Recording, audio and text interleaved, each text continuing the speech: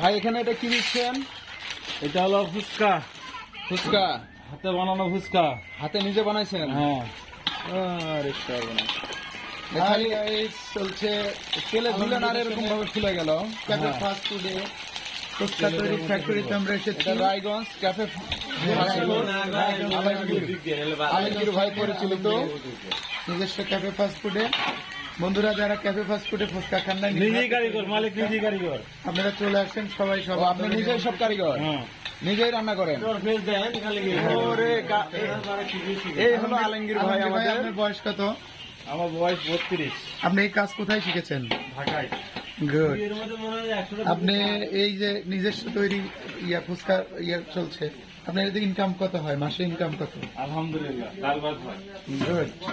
যাক, আপনার এই ফুচকার দাওয়াত আমরা বন্ধুদের মধ্যে ছড়িয়ে দিচ্ছি।